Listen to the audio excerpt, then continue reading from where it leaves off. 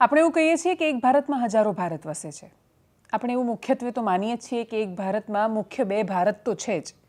એક એવું ભારત કે જેના માટે ફટાફટ નિર્ણયો લેવાતા જાય ને બીજું એવું ભારત કે જેના માટે લેવાતા નિર્ણયો ક્યારેય ન સમજાય કે ખરેખર એ નિર્ણયોના કેન્દ્રમાં એ લોકો હતા કે પછી એ લોકો માત્ર એક બજાર છે જેને તમે અમુક પૈસા એના હાથમાં પકડાવી લો અને પછી એ સુનિશ્ચિત કરો કે તમારી ઇકોનોમી ગોળ ગોળ ફરતી રહે. આપણા દેશમાંથી આવેલી મુખ્યત્વે 2 થી 3 ઘટનાઓ, ગુજરાત રાજ્યની 1-2 ઘટનાઓ, એના પરથી આજે એ બે ભારતની વાત કરવી છે. નમસ્કાર, આપની સાથે હું દેવાંશી.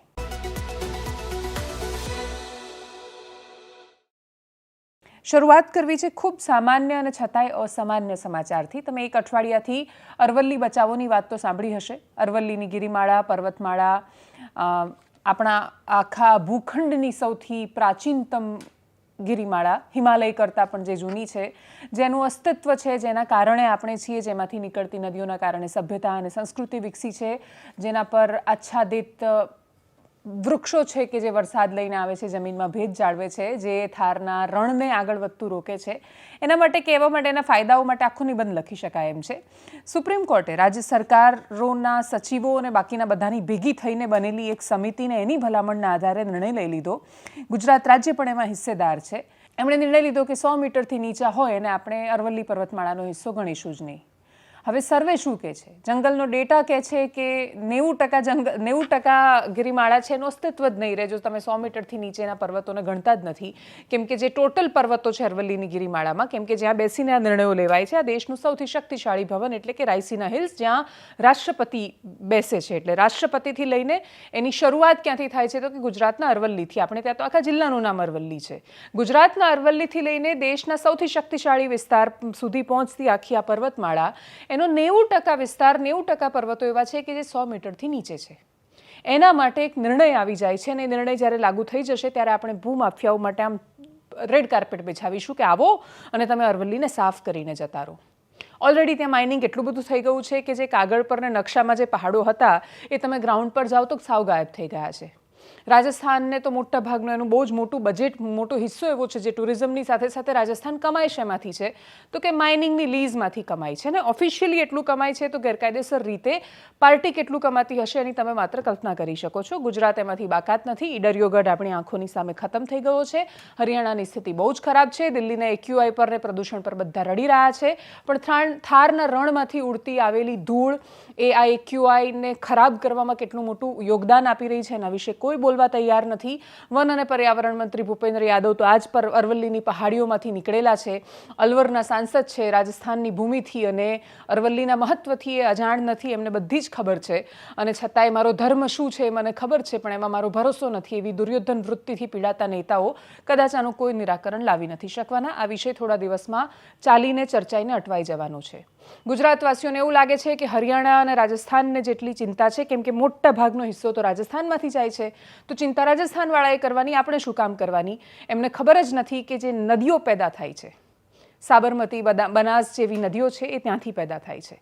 એ અરવલ્લીની ગિરિમાળામાંથી નીકળે છે અને એટલા માટે નીકળે છે કેમ કે વૃક્ષો છે, વૃક્ષોથી આચ્છાદિત પહાડો છે અને એની નીચે કાણાવાળા પથ્થર આવેલા છે, એવી માટી આવેલી છે કે જે ગ્રાઉન્ડ વોટરનું રિચાર્જ કરે છે અને પછી એ વોટર ભેગું થતાં એનું વોટર ટેબલ જ્યાં જળવાય, જ્યાં ઉપર આવે ત્યાં એ ઝરણું ફૂટીને બહાર નીકળે ને પછી નદીના સ્વરૂપમાં જાય. આપણે એવું કહીએ છીએ કે નર્મદા, તાપી, મહીસાગર આ બધી રાજ્યની મોટી નદીઓને આપણી જીવાદોરી, એ બહુ મોટી નદીઓ છે અને જમીન પર વહે છે. જમીન પર એની આજુબાજુ વસતા હજારો, લાખો, કરોડો માણસોને પાણી પૂરું પાડે છે. સાબરમતી એની સામે બહુ નાની નદી છે. પણ હકીકત એ છે કે એ મોટી નદીઓ છે એની નીચે એવા પથ્થરો છે કે જે ગ્રાઉન્ડ વોટર રિચાર્જ નથી કરતા. સાબરમતી અરવલ્લીમાંથી નીકળે ને છેક દરિયામાં પહોંચે ત્યાં સુધી જેટલા વિસ્તારમાંથી પસાર થાય છે બધી જગ્યાએ ગ્રાઉન્ડ વોટર રિચાર્જ સાબરમતી કરે છે. અને આ સાબરમતી મરી જશે જો અરવલ્લી નહીં હોય. અને જો સાબરમતી મરી જશે તો આટલો આખો જે ભૂખંડ છે એ અતિશય ખરાબ હાલતમાં આવશે. કેમ કે ભૂગર્ભ જળનું રિચાર્જ નથી થતું તો ઉપર પાણી નહીં રહે, ખાલી એટલો સવાલ નથી, સમુદ્રી ખારાશ આવી જશે. એટલે આ વાત આપણે એક પેઢી પછીની કે 2 પેઢી પછીની કરીએ છીએ એટલે અત્યારે કોઈને ચિંતા નથી. પણ એક બાજુ એ ઉદ્યોગપતિઓ માટે બધું જ નાશ કરવા માટે અને એનો વિનાશ કરવા માટે, પ્રકૃતિનો સામૂહિક સંહાર કરવા માટે તૈયાર થયેલા માણસો, એ કાળા કોટ પહેરીને બેઠેલા હોય કે પછી સફેદ ખાખી પહેરીને બેઠેલા હોય, એ બહુ જ સરળતાથી તૈયાર થઈ જાય છે. આજનો માણસ એને પોતાની રોટી સિવાય કશું જ દેખાતું નથી, કેમ કે એને તો પગમાં આવીને પડ્યું છે એની ચિંતા કરે કે આવનારી પેઢીની ચિંતા કરે, એની પાસે એનો જવાબ નથી. એની પાસે એનો જવાબ નથી કે આ ચર્ચાનો હિસ્સો નથી, કે એ પોતાનો અવાજ નથી મૂકી રહ્યો, કે એની પાસે પોતાનો ઓપિનિયન નથી. એનો મતલબ એ નથી કે એના પર એની અસર નથી થવાની. અસર તો બધા પર સરખી થવાની છે. તમે એ ચર્ચાનો હિસ્સો હતા કે નહોતા, તમે ચૂપ રહ્યા અને તમે એ ઘટનાક્રમને ન રોકી શક્યા તો એનાથી તમે બચી જશો એવી હાલત તો આવવાની નથી કે ભાઈ હું તો આમાં ભાગ જ નહોતો લીધો, મેં આમાં તો હું કેવી રીતે ભોગ બનું. તમે ભાગ લેશો કે નહીં લો, ભોગ તો બધાએ બનવાનું છે. એક બાજુ સરકારો પોતાની આંખોના દેખતા, રિપોર્ટર્સ કલેક્ટિવનો હમણાંનો જ રિપોર્ટ છે ગુજરાતના લેન્ડ પાર્સલ, એમાં જે દાવો કરવામાં આવ્યો છે એ પ્રમાણે ફોરેસ્ટના પાર્સલ્સ, બહુ જ બધી વનની એવી જગ્યા કે જે ગ્રીન ક્રેડિટ માટે અથવા વૃક્ષો ઉછેરવા માટે આપવાની હતી, એ અદાણીને આપવાની હોવાથી સરકારે એમાં લખીને આપી દીધું લેખિતમાં કે અહીંયા કોઈ વૃક્ષો ઉગાડવા માટે તૈયાર નથી ને એટલા જ માટે આ જમીન અમે આપી દઈશું, અથવા આ જમીનને અમે હવે ફોરેસ્ટમાં રાખવા તૈયાર નથી, આપણે જંગલો ખાલી કરવા તૈયાર થઈ જઈએ છીએ, કેમ કે એમાં વ્યક્તિગત અને દેશના આર્થિક ફાયદા આપણને દેખાય છે. અને આ બધું જ જ્યારે થઈ રહ્યું છે ત્યારે અંબાજીના પાડલિયામાં, દાંતા ગામ પાસે પાડલિયા ગામમાં એક નર્સરીની નાની જગ્યા માટે, એક કૂવાની નાની જગ્યા માટે જંગલ ખાતાને લાગે છે કે આદિવાસી જળ જંગલને જમીન બરબાદ કરી રહ્યા છે. જળ જંગલને જમીનનો નારો આદિવાસીઓ પૂરતો સીમિત શું કામ થયો? જળ જંગલને જમીન એ ખાલી આદિવાસીની જવાબદારી છે જ નહીં. અધિકાર ક્ષેત્રમાં એના જે આવે છે સનદ 35,000થી વધારે એવી છે કે જે પેન્ડિંગ છે, જે અરજીઓ સ્વીકારાઈ નથી. ગુજરાત સરકાર આદિવાસીઓ સાથે એક્ઝેક્ટલી શું કરવા માંગે છે એનો કોઈની પાસે જવાબ નથી, કેમ કે દરેક નેતાનું અલગ અલગ વિઝન છે. આજથી 10 વર્ષ પછી કે 15 વર્ષ પછી એ શું જોઈ રહ્યા છે એનો એમની પાસે જવાબ જ નથી. કદાચ એ કાલે શું જોઈ રહ્યા છે એની એમને ખબર નથી. જે આદેશો આવે એ પ્રકારે એ કરતા જાય છે અને એ સ્થિતિમાં વન વિભાગ, વહીવટી પ્રશાસન અને અંબાજીના આદિવાસીઓ એને સામે લાવીને મૂકી દીધા છે. અને જ્યારે આ સ્થિતિઓમાં બધા સામે આવી જાય ત્યારે પ્રશ્ન એ થાય, આદિવાસી સાચા કે ખોટા એ આગળ જતાં ખબર પડી જવાની છે. એમણે માર્યું એ એનાથી ખરાબ કશું જ ખોટું ન હોઈ શકે. તમે જ્યારે પથ્થરથી મારો છો, હુમલો કરો છો કોઈના પર, પછી ભલે એવું કહો કે અમે બચાવમાં કર્યો, પહેલાં ફાયરિંગ થયું, એ સમય જતાં તપાસમાં ખબર પડી જવાની છે કે શું થયું એ. પણ 47 જેટલા કર્મચારીઓને ઘાયલ થઈ જાય ને એમને હોસ્પિટલમાં દાખલ કરવામાં આવે, એ ઘટનાને તમે કોઈ સંજોગોમાં સમર્થન ન આપી શકો. પણ શું ક્યારેય એ વાતનો જવાબ મળશે આપણને કે એ ઘર્ષણ રોકી શકાયું હોત? શું આપણને એ જવાબ મળશે કે વન વિભાગ જેટલો આક્રમક, પોલીસ જેટલી આક્રમક કચ્છમાં ખેડૂતના ખેતર ખાલી કરાવવા માટે અથવા અંબાજીમાં આદિવાસીઓને દૂર કરવા માટે કે તમારી ગ્રામ સભાને પૈસા બધું બાજુ પર જાય, અમે ધારીશું એ કરીશું, એ કરવા માટે જેટલી આક્રમકતા બતાવે છે, શું એટલી આક્રમકતા એ ક્યારેય વન વિભાગમાંથી પણ કોઈ એવો વિચાર કર્યો કે આ અરવલ્લી આખી નામશેષ થઈ જશે પર્વતમાળા, એનો 90% હિસ્સો આપણે માઇનિંગ માટે ખુલ્લો કરી દઈશું, પર્વતો કપાતા જશે, ઈડરિયો ગઢ ઓલરેડી પતી ગયો છે, સાબરમતી અને બનાસનું અસ્તિત્વ આપણે ત્યાંથી ગાયબ કરી દઈશું, તો આ ગુજરાત રાજ્યનું શું થશે? પણ જેમ શરૂઆતમાં કહ્યું એમ 2 ભારત વસે છે. એક ભારત કે જે માઇનિંગના માફિયાઓ માટે, ખનીજના માફિયાઓ માટે ખુલ્લું છે. એક એવું ભારત કે જેને અદાલતથી માંડીને સરકારના નીતિ નિયમો કશું જ નથી નડતું, અચાનક રાતોરાત બધું બદલાઈ જવા તૈયાર બેઠું છે. જો કોઈ મોટા માણસોની નજર એક ચોક્કસ જમીન પર પડે છે ને એવું વિચારે છે કે જો આ જમીન મને મળી જાય તો મારું કલ્યાણ થઈ જાય, એ આંકડા બતાવે છે, એ જીડીપી બતાવે છે ને એવું કહે છે કે આ ઉદ્યોગોના દમ પર તો આપણે વિકસિત થયા છીએ અને એટલે એના માટે બધું જ થઈ જાય છે. અને બીજી બાજુ આદિવાસીના જમીનના એક ટુકડા માટે એટલો મોટો સંઘર્ષ થઈ જાય છે કે છેક સુધી ખબર જ ન પડે કે સામાન્ય વાત જે સંવાદથી પૂરી થઈ શકતી હતી એ મારામારી પર કેમ ઉતરી ગઈ. આવું કશું પણ થાય તો સ્વાભાવિક છે કે રાજનીતિ રહેવાની તેજ. પાડલિયા ગામની મુલાકાતે હવે એક પછી એક નેતાઓ જઈ રહ્યા છે. કોંગ્રેસ આમાં સૌથી વધારે આક્રમક દેખાઈ રહી છે. ચૈતર વસાવા ગયા ત્યારે હજારોની જનમેદની એમને સાંભળવા માટે આવી હતી. કોંગ્રેસમાંથી ગેનીબેન ઠાકોર ગયા, કાંતિભાઈ ખરાડી તો ત્યાંના ધારાસભ્ય છે એટલે એ પોલીસ ઇન્સ્પેક્ટર જે ઘાયલ ઇજાગ્રસ્ત થયા એમને મળવા પણ ગયા હતા. જિગ્નેશ મેવાણી વડગામના ધારાસભ્ય પણ પહોંચ્યા હતા. ત્યાંથી શું આજના દિવસે તસવીરો આવી, કરીએ એના પર નજર. એક વસ્તુ ચોક્કસ કહેવા માંગુ છું કે પોલીસ અને સરકાર આવા શબ્દો જ્યારે નહોતા બન્યા ત્યારે પણ જંગલ અને આદિવાસી હતા. જ્યારે કોઈ સરકાર નહોતી, જ્યારે કોઈ પોલીસ નહોતી, જ્યારે કોઈ જંગલ ખાતું નહોતું બન્યું, ત્યારે પણ આ ધરતી ઉપર કોઈક આદિવાસી અને જંગલ હતા. આજે આ ઘટનાના મૂળમાં જવાબદાર કોઈ હોય તો ગુજરાતની ભાજપ સરકાર છે. યુપીએની સરકારે, કોંગ્રેસની સરકારે આવા જંગલ જમીનના પ્રશ્નો, આવા જંગલ જમીનના વિવાદો ટકે જ નહીં, કોઈ વિવાદો રહે જ નહીં.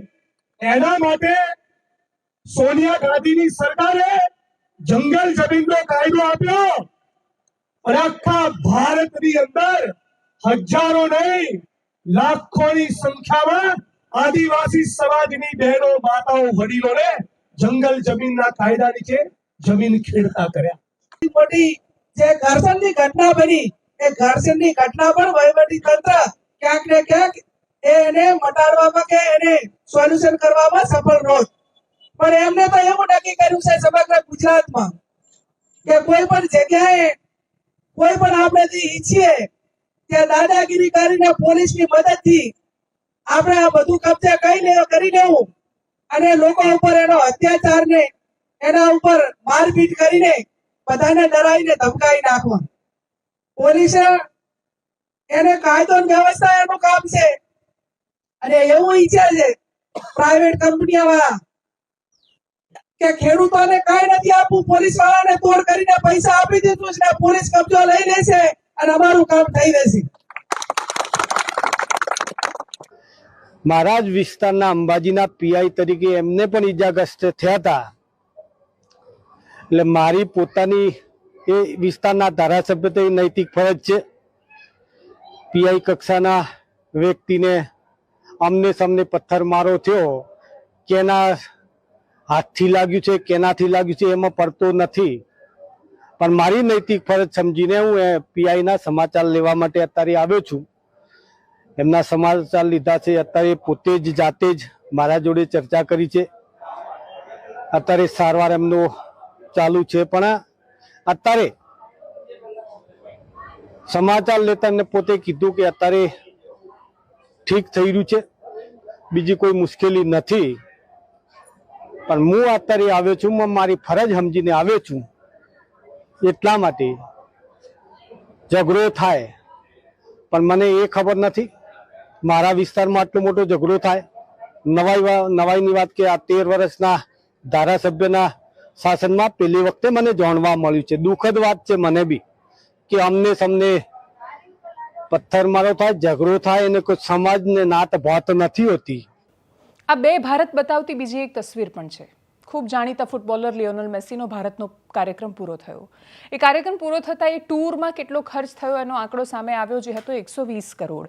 એક ઇવેન્ટ કંપનીએ આખું ઓર્ગેનાઇઝ કર્યું હતું, ગોઠવ્યું હતું અને એના પછી એ કંપની એ પોતાની રીતે કંપનીના અલગ અલગ સ્પોન્સર મળે, રાજ્યના સ્પોન્સર મળે, એ રીતે 120 કરોડ રૂપિયા ટૂંકમાં લિયોનલ મેસીના ભાગમાં આવ્યા જ્યારે ભારતની 3 દિવસની મુલાકાત પછી ગયા.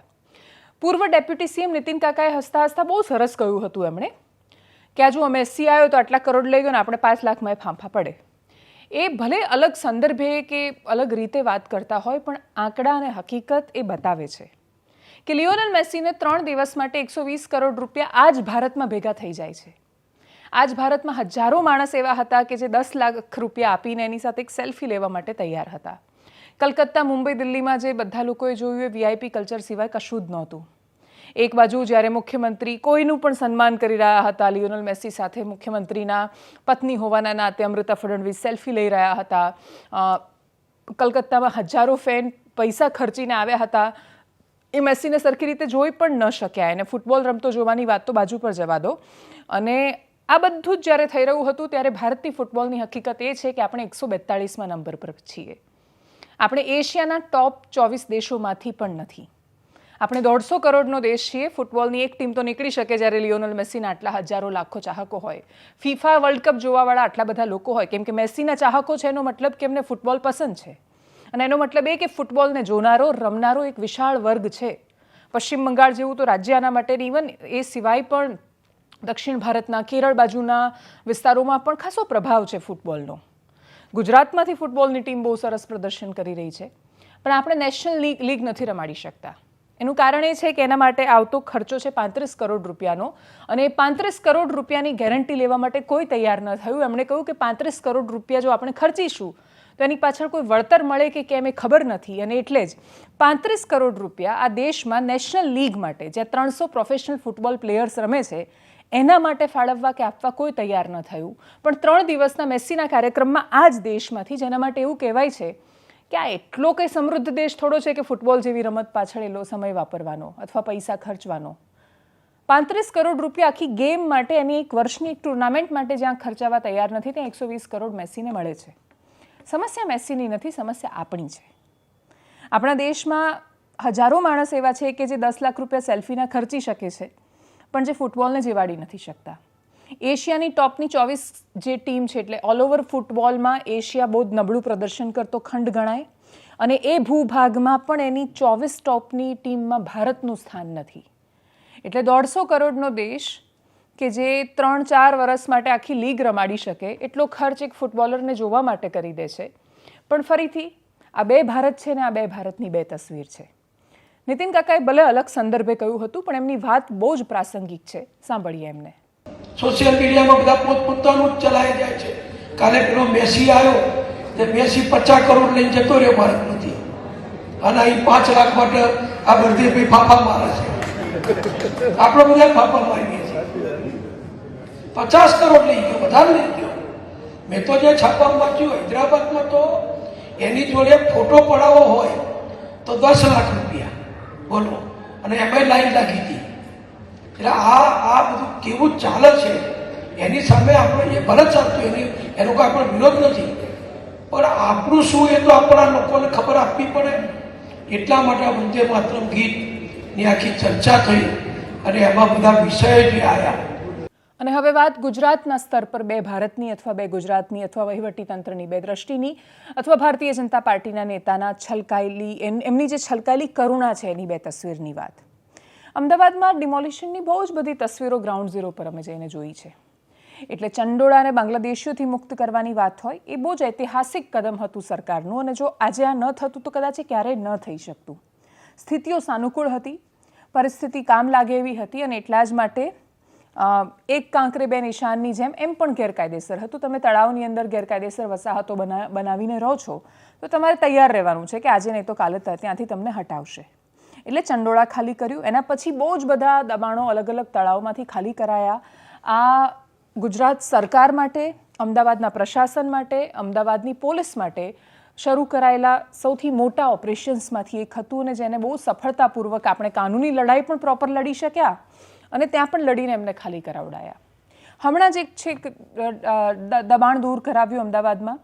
બહુ જ નાની છોકરી હતી, એવું કહી રહી હતી કે મારે મોટા થઈને કલેક્ટર બનવું છે, પણ હું સ્કૂલ નથી જઈ શકતી કેમ કે નોટિસ આવીને હવે મારું ઘર તોડી પાડવાના છે.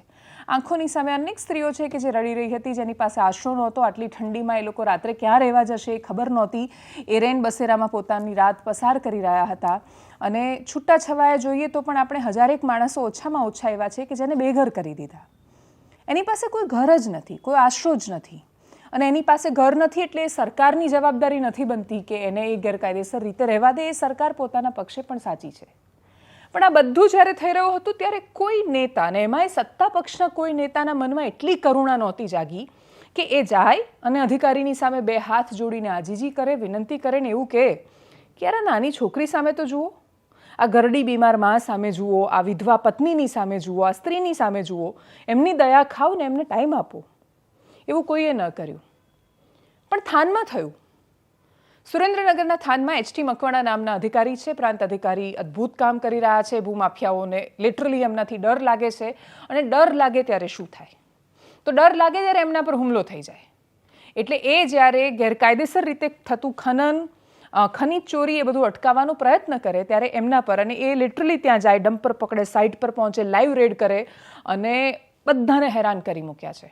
ગેરકાયદેસર કામ કરતા માણસો પરેશાન છે, બાકીની જનતા ખુશ છે. બધાને સમજાઈ રહ્યું છે કે પ્રાંતની પાસે તો આટલા બધા પાવર હોય. એવું પદ અથવા એવી જગ્યા કે જ્યાંથી તમે કરોડપતિ બની શકો છો, ત્યાં તમે કરોડપતિ બનવાનો રસ્તો નહીં, પણ રાજ્યને ક્યાં ફાયદો થાય એ સુનિશ્ચિત કરી રહ્યા છો, ને એવું કામ કરી રહ્યા છો. તો મામલતદારની ટીમ પર થાનમાં હુમલો કરવામાં આવ્યો. હુમલો કરનાર વ્યક્તિનું નામ હતું ભરત અલગોતર અને ભરત અલગોતરની સાથે એના બીજા સાથીઓ પણ હતા. પાસા થયેલો છે, એના પર ખૂબ બધા ગુના નોંધાયેલા છે. ગેરકાયદેસર રીતે ઘર ને બાકીના બાંધકામો બનાવેલા હતા. અલગ અલગ બાંધકામો તોડીને જ્યારે ટીમ એનું ભરત અલગોતરનું ગેરકાયદેસર બનેલું બાંધકામ તોડવા માટે ગઈ તો ત્યાંના ભારતીય જનતા પાર્ટીના પ્રમુખ મુળુભા ગઢવી પહોંચ્યા અને પછી પ્રાંતની સામે બે હાથ જોડીને આજીજી કરવા માંડ્યા કે સાહેબ, ઘરમાં એક ગરડી માં છે, એને કેન્સર થયેલું છે, તમે આ ઘર હમણાં ન તોડો, સમય આપો. એમની પાસે કહ્યું કે હું તો બસ કરુણાના ભાવથી ગયો કે માને કેન્સર થયેલું છે. આ કરુણા ગરીબો માટે કેમ કોઈની નથી દેખાતી? જો કાયદો સમાન છે તો એ તો દરેક માટે સમાન હોવો જોઈએ. ઘર તો ઘર બધાનું હોય છે. એ તો ગરીબનું ઝૂંપડું હોય તો એનું ઘર છે, એના માટે એ આશરો છે, ને કોઈના માટે 50 BHK નો આલિશાન બંગલો એનો આશરો છે તો એ ઘર ને કોઈનું. પણ કરુણા અહીંયા નથી જાગતી, ત્યાં જાગે છે. કદાચ એવું હોઈ શકે કે મૂળભા અહીંયા હોત તો એમની જાગી હોત, પણ ત્યાં એમની કરુણા જાગી. હવે હકીકત એ હતી કે મામલતદારે સમય ઓલરેડી 10 દિવસનો આપી દીધો છે. કરુણા એમની એ જાગીને એમણે ત્યાં પણ સમય આપ્યો. એમણે કહ્યું કે પહેલાં જ્યારે તોડવા આવ્યા માજી હતા 1 દિવસનો એમણે સમય માંગ્યો હતો, અમે 1 નહીં 7 દિવસનો સમય આપ્યો. પણ એના પછી એ ઘર ખાલી ન થયું અને ફરી એકવાર 10 દિવસનો સમય માંગી દેવાયો છે. સોશિયલ મીડિયા પર વિડીયોઝ વાયરલ થઈ ગયા છે, એટલે કદાચ હવે ડિમોલિશન થઈ પણ જાય. પણ એ વાત બહુ સુનિશ્ચિત છે કે જો આ મુદ્દો ચર્ચાયો ન હોત કે સોશિયલ મીડિયામાં ન આવ્યો હોત તો કદાચ એનું ઘર ક્યારેય ન તૂટતું. ઘર ક્યારેય કોઈનું ન તૂટવું જોઈએ, કેમ કે આરોપી એક વ્યક્તિ કરે છે, બાકીના માણસોની શું ભૂલ? આ જ આર્ગ્યુમેન્ટ મુળુભા કરી રહ્યા હતા. પણ આ ખાલી ભરત અલગોતરના ઘટનામાં જ લાગુ પડે? બાકીની જગ્યાએ આરોપી એક હોય ને આખું ઘર તૂટી જાય ત્યારે એ કરુણા ન જાગે? કે પછી કરુણાને ચશ્મા છે કે અહીંયા દેખાય ને અહીંયા બંધ થઈ જાય? વાયરલ વિડીયો પર કરીએ નજર. હું તમને નહીં કરો પ્લીઝ પ્લીઝ. હવે 7 માં 10 માં નહીં અત્યારે સાહેબ અત્યારે જે છે અત્યારે પ્લીઝ હું તમને કહું છું ખરો સાહેબ પણ એનું કઈક જે કાંઈ એનું કદાચ કંઈક કરવાનું થશે પણ સાહેબ પ્લીઝ નમ્ર વિનંતી. અમે સમજીએ છીએ અમને રહેણાંક માટે નહીં સાહેબ 100% બરાબર છે. રહેણાંક છે પરિવાર રહેણાંક માટે નહીં, બધા જેનું બીજું છે ને એ પાડી દો. હું કહું છું પ્લીઝ એકના હિસાબે આખો પરિવાર એટલા માટે હું આવ્યો એટલે તમને રજૂઆત એટલે હું રજૂઆત કરું છું સાહેબ કે રહેણાંક માટે કંઈ વિચારો. બીજું તમે એને જ્યાં દંડ આપવો એ આપો. રહેણાંક માટે સરકારી જમીનની અંદર આ ભાઈ સાહેબ ખેતી જ કરે છે, એમાં લાગે વળગે નહીં આપે એમને ખેતી જ કરે છે એટલે તો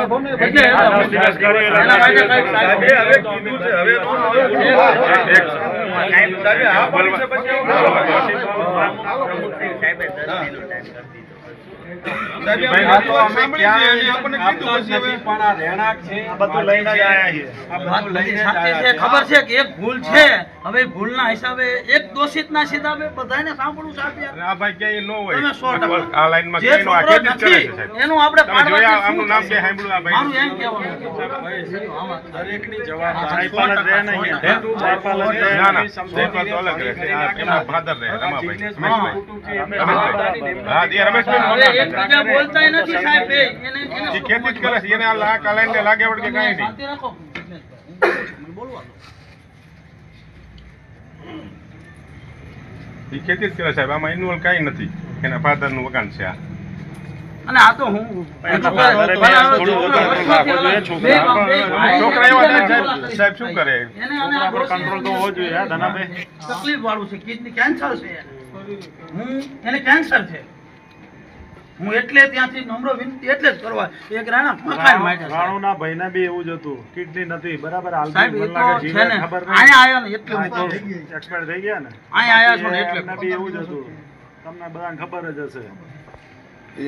એવી કોઈ પરિસ્થિતિ હોય તો મને રજૂઆત ભાઈ એટલે હું સાહેબ કહું છું લેખિતમાં આપી દેજો. હું આપીશ સાહેબ હું આપીશ વિચારણા કરીશું. હું આપીશ તમારો ખૂબ ખૂબ આભાર વિચારણા કરીશું બરાબર. જે પરિસ્થિતિ એવી હોય ખૂબ ખૂબ તમારો આભાર હું આભાર હું આપીશ એની હું ફાઇલ આપીશ એના વતી હું આવીશ. ઠીક છે. શાંતિથી આંખ ખુલ્લી રાખીને જોવાનો પ્રયત્ન કરીશું તો આપણને સમજાશે કે આખા ભારતમાં એક સાથે હજારો ભારત વસી રહ્યા છે. એ હજારો ભારતમાં આપણે ચશ્મા ક્યારેક પહેરી દઈએ છીએ, ક્યારેક દૂરના અને ક્યારેક નજીકના, એમ બદલતા રહીશું તો આપણને સમજાશે કે દૂરની હોય કે નજીકની ઘટનાઓ છેલ્લે સ્પર્શે આપણને છે, અસર આપણને થાય છે.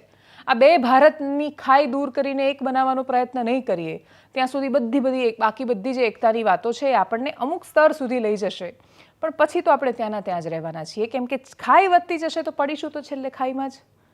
એટલે લાંબો ખાડો થઈ જશે કે કોઈ અહીંયાથી કૂદકો મારીને અહીંયા જઈ જ ન શકે, અથવા ત્યાં જવાનો રસ્તો બેઈમાની પરથી જ જતો હોય, તો પછી સામાન્ય માણસો કેવી રીતે આ મેરા ભારત મહાન બનાવી શકશે?